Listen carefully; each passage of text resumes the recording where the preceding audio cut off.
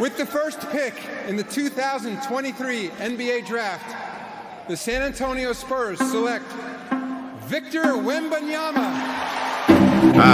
The NBA Draft, to have the coveted #1 pick. Every team wants it. Some even tank for it, losing games on purpose.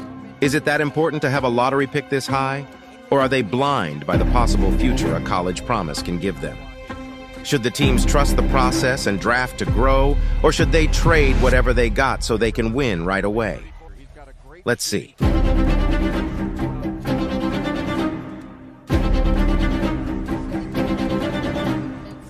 Los Angeles Clippers select Blake Griffin.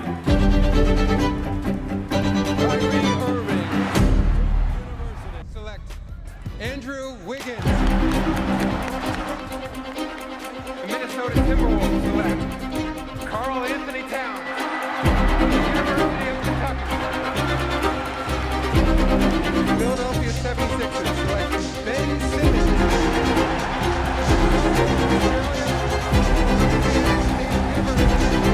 Zion Williamson.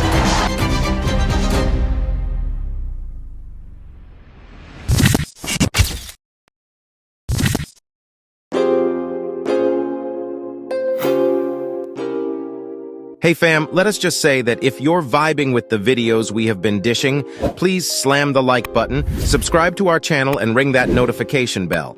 Another video, another subject, right out of the oven. The NBA Draft. Get ready for some advanced stats and facts you may not know, because we're about to cast a light on the whole thing. We are dishing dimes.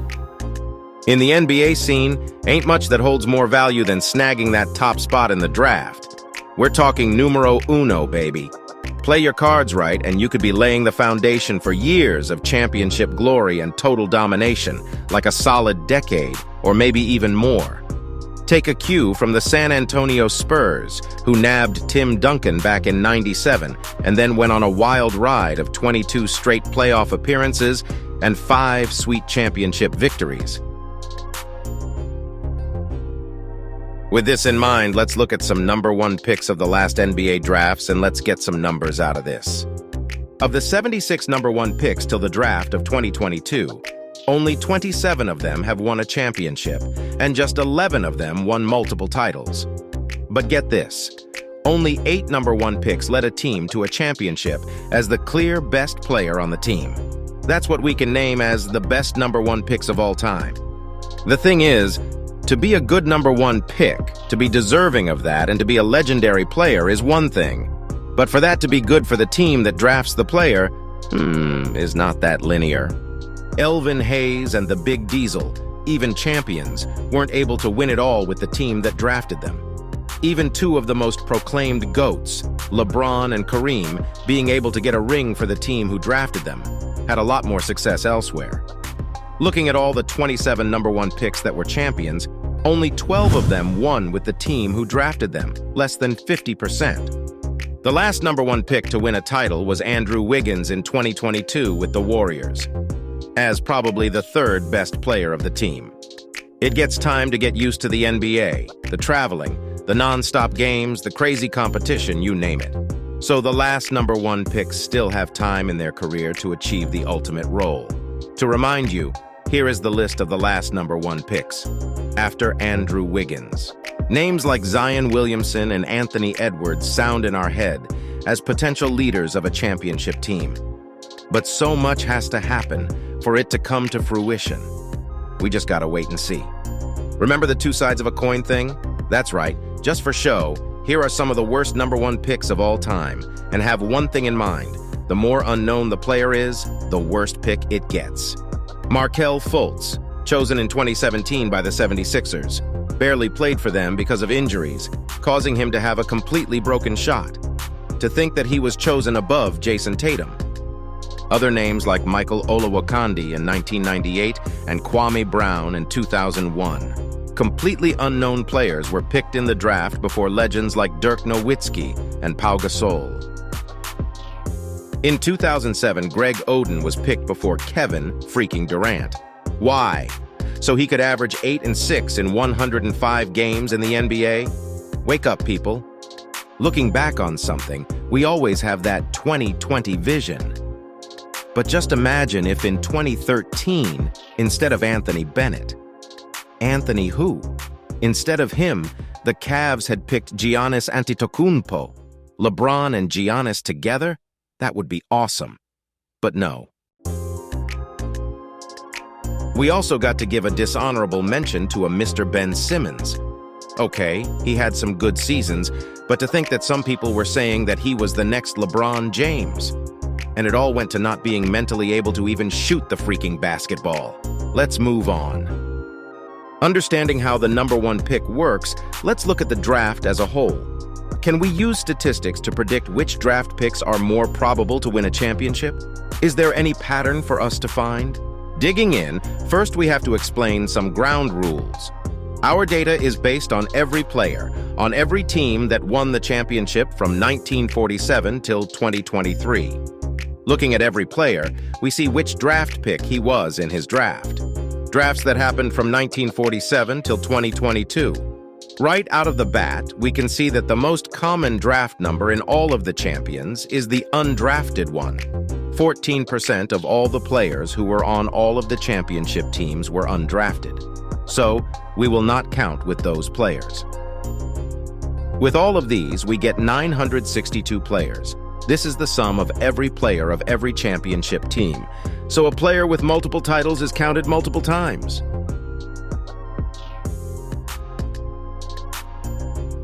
So, out of all of this champions, here are the 10 picks that got more rings. Okay, the number one pick is on the top of the food chain, but not with a major difference to the others. Another conclusion we might get out of this is that, what happened to lucky number 7? Not that lucky, huh? Now, these 10 best picks in terms of championships are all time. What would happen if we analyze each decade of champions apart? Would the same 10 picks be the strongest? Let's see. Right out of the bat, we can put the 1940s and 1950s aside because most players on the teams were still undrafted. And when we look at all the other decades, there's a lot of differences in the main picks that won championships. We can see that in each decade, if a certain player or players dominated through the years, that's the pick number that won the most. If there's not a dominant team in a certain decade, the percentages are more alike through the picks. In the 60s, the picks with more titles were the 8 and the 6 picks. Both Sam Jones and Tom Sanders were number 8 picks, and the great Bill Russell was a number 6 pick. The three of them were in the Boston Celtics, who dominated the 60s. In the 70s, there's 4 picks with the same preponderance, so a more leveled playing field. Here are players for each pick number. In the 80s, the Lakers dominated at least half of the decade, one of the teams with more number 1 picks ever. So it made that the number with more rings. And remember, the decades we are talking is the decades of championships.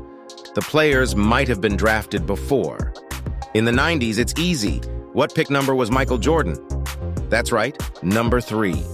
So there's the dominance explained.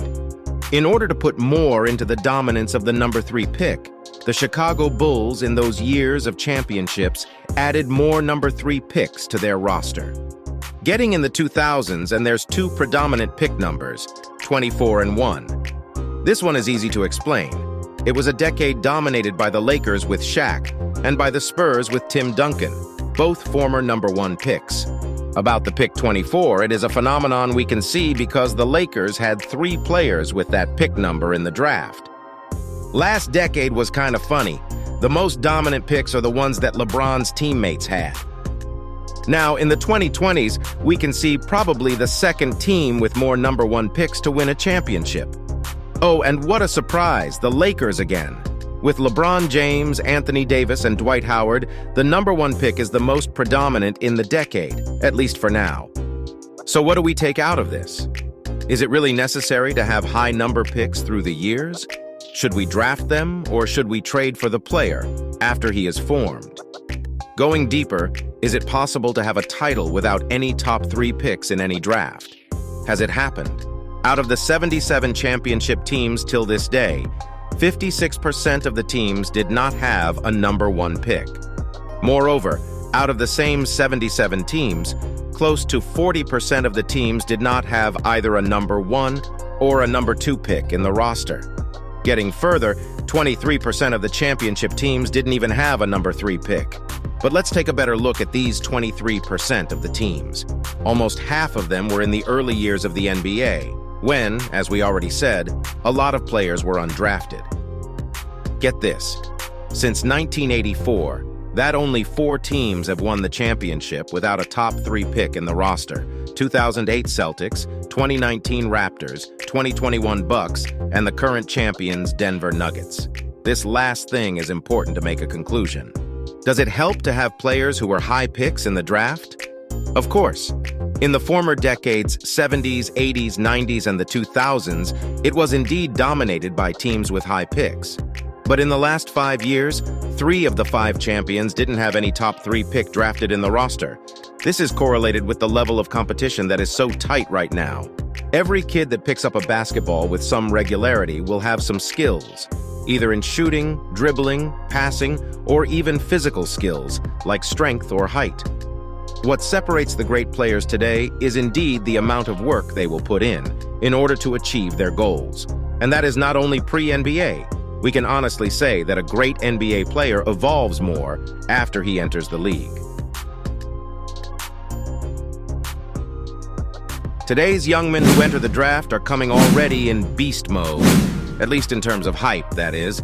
And if you want to talk about hype, talk about the player that the media proclaimed as the best prospect ever in any U.S. sports. Oh, I don't feel any pressure on my shoulders or what. And I think the reason is because I try to live free. I'm trying to be like a free mind at all times. And the way I play is just the way I truly want to play, and I've wanted to play my whole life. Victor Wembanyama is a young Frenchman that is the pinnacle of the term unicorn. With 7'3", barefoot, and with an 8-foot wingspan, he has the agility, skill, and shooting of an all-star guard. Some say if his career is anything short of legendary, he will be a bust. These are my expectations for him. One of the best players ever. I'm not going to go GOAT conversation. One of the best players ever. So what does that mean, Brew? Just to dig down. Okay, like here's what it 20? means. No. Because top 20 is Kevin Durant. If he's Kevin Durant, if he's Hakeem Olajuwon, he has not met expectations. Okay, well that's why the expectations his are too high. expectations are to have a career like LeBron, Jordan, Duncan, Shaq, or Kareem. Just so you can understand how rare this kid is, the number 3 pick, Scoot Henderson, could be a number 1 pick in the draft in any given year. Points for him for already being NBA ready, as he has been playing last year in the NBA G League. As we are in this topic, comment below, who do you think is going to be the Rookie of the Year this season? Is it Wemby, Brandon Miller, Scoot maybe, any of the Thompson brothers? Or do you think the old rookie from last year, Chet Holmgren, is coming for the prize? We can't wait to see it. But for now, we can only have expectations. Give that thumbs up if you vibed with the dime we just dropped on the NBA draft. We're counting on you. Catch you in the next round, fam.